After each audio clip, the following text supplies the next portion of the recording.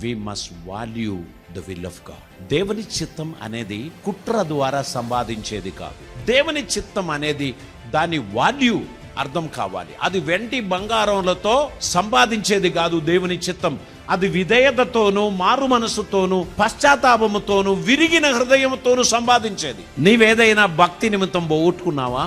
నీవేదైనా మంచితనమును బట్టి పోగొట్టుకున్నావా? వారికి తాత్కాలికంగా నష్టం జరిగింది అని అనుకుంటారు కానీ దేవుడు వాటిని రెట్టింపుగా వడ్డీతో పాటు నీకు తిరిగి ఇస్తాడు. దేవునికి ఇష్టం. నేను ఓడిపోయాను, నేను చేతగాని వానిగా అందరి ముందు నిలబడ్డాను అని నువ్వు అనుకోకు. దేవుడు నీ పక్షాన ఉన్నాడు. అందరూ చూస్తూ ఉండగా నీ తల పైకెత్తినట్లు ఆయన నిన్ను ఆశీర్వదిస్తాడు. దేవుడు మనకిచ్చిన ఆరోగ్యం, దేవుడు మనకిచ్చిన సంపద, దేవుడు మనకిచ్చిన సమస్త సౌకర్యాలు ఆయన కృప వలనే మనం పొంది ఉన్నాము అని గ్రహించి ఆయన సన్నిధిలో మనం నడవాల్సినటువంటి అవసరత ఉంది. దేవునికి స్తోత్రం.